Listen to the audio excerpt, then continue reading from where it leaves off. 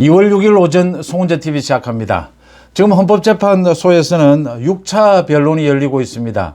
윤석열 대통령도 출석을 했고, 그러니까 국회에 투입이 됐던 특수전 사령관, 또 그 사령관 밑에 있던 특임단장, 이렇게 나와서 증언을 하고 있습니다. 지난 화요일에 이어서 이제 구체적으로 이 계엄 사령관들의 소위 국회 주변에서 일어났던 일들에 대한 진술이 계속 나오고 있습니다. 이 국회의원들을 끌어내라고 한 것이냐, 요원을 끌어내라고 한 것이냐, 이 국회에 체포조가 있었느냐, 체포 명단이 있었느냐라는 부분들입니다. 이런 부분들에 대해서 이제 이 계엄군 관계자들의 진술이 검찰에서 한 진술보다는 굉장히 수위도 낮아졌고 윤 대통령에게 유리한 것은 사실입니다. 윤 대통령도 헌법재판소에서 진술을 하고 있고, 이래서 검찰 진술보다는 수위는 굉장히 낮아졌습니다. 그런데 윤 대통령 측의 반박이 이런 구체적인 것에 대한 이 국회 기능을 마비시키려고 했느냐, 이게 가장 핵심입니다. 이 구체적인 것에 대해서는 윤 대통령 측의 이 어떤 혐의가 완전히 벗어지는, 깔끔하게 벗어지는 이런 상황은 아닙니다. 그래도 윤 대통령 측의 반박이 있고, 윤 대통령이 주장을 하는 이 계엄을 할 수밖에 없었던 이유, 오늘 나경원도 면회를 갔다 와서 그 이야기를 했는데, 감사원장까지를 탄핵하는 것을 보고 계엄을 더 미룰 수 없다, 이렇게 판단을 했다. 이 줄 탄핵이었습니다. 이 줄 탄핵에 대한 윤 대통령의 해법이었습니다. 문제는 이런 공방전이 있고, 또 윤 대통령에게 심리가 굉장히 유리하게 전개되고 있음에도 불구하고 현재까지는 이번 달 말까지 심리가 정해져 있고, 이번 달 말에 이제 헌법재판소가 이번 달 말 다음 달 초에는 선고를 할 움직임, 이런 의도였는데, 이게 최근 들어서 많이 바뀌고 있다라고 하는 것입니다. 헌법재판소가 완전히 흔들리고 있다. 헌법재판소가 4대4로 완전히 쪼개져서 어떤 결정도 할 수 없는 상황이 되어 있다. 헌법재판소의 공신력이 완전히 무너졌다. 헌법재판소 스스로 자초한 일입니다. 이건 국민들의 여론으로 된 것도 아니고, 무슨 윤 대통령 또는 국회 측, 민주당 쪽에 이 움직임 때문에 결정적으로 헌재가 이렇게 된 것은 아닙니다. 헌재 스스로 문영배 권한 대행을 비롯해서 이렇게 스스로 무너지는 모양새를 보여주고 있습니다. 이게 윤석열 대통령의 탄핵 이 심판에 결정적인 영향을 미치게 될 것이다. 그 전에 이재명입니다. 지금 국정을 흔드는 가장 큰 두 가지는 역시 이재명의 선거법 위반 재판과 이 윤석열 대통령의 탄핵 심판입니다. 이재명의 선거법 위반 재판, 어제 두 번째 재판이 열렸습니다.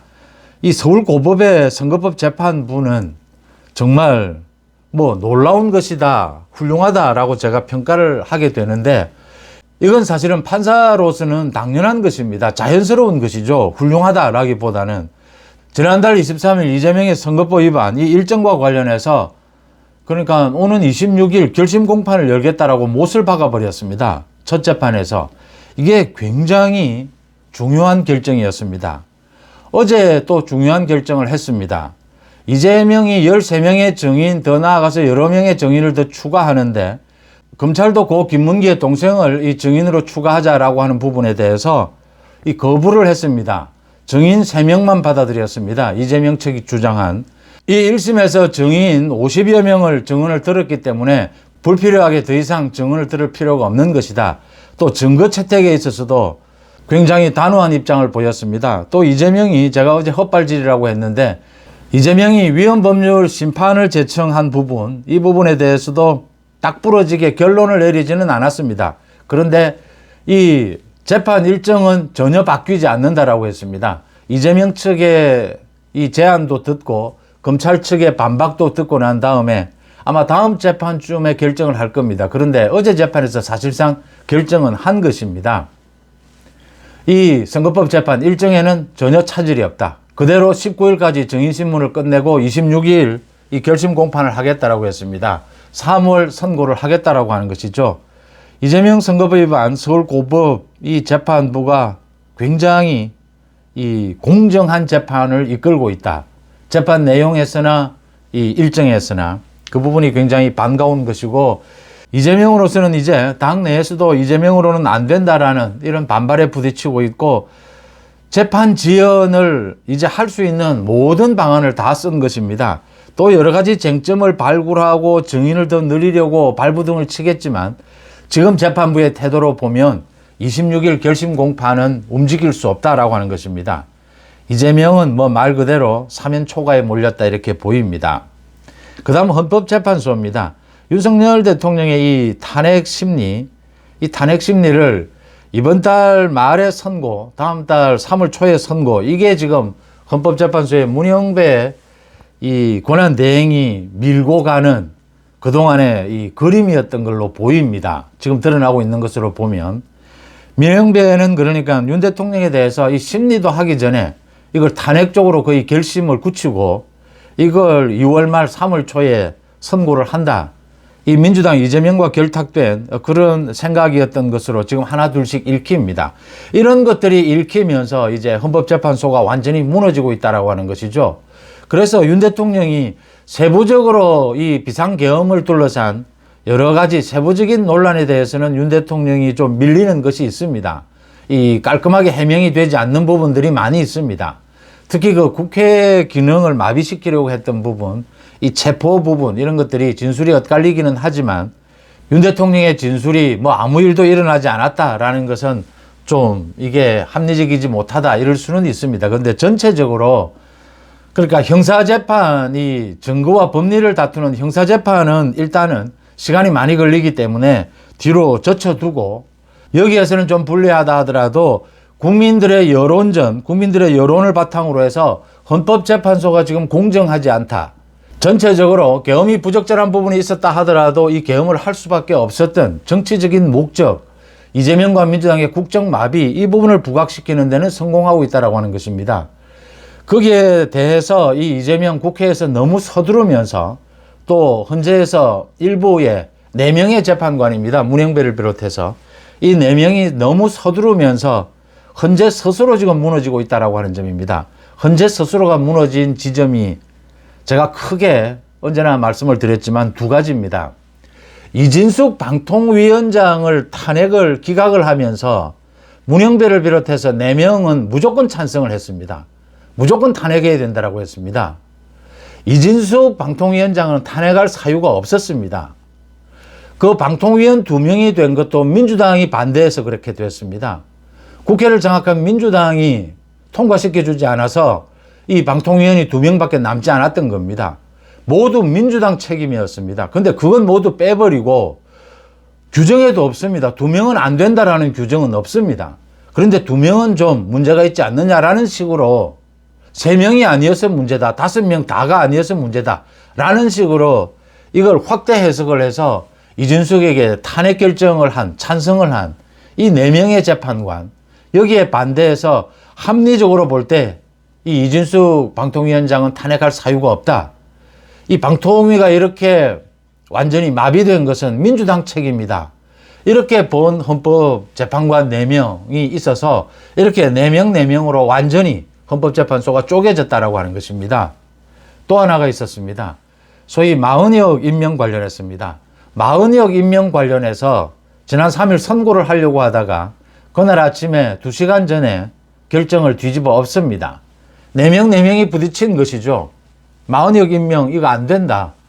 이건 지금 최상목 권한대행이 지적하는 것이 맞지 않느냐. 이건 절차상으로도 무효다.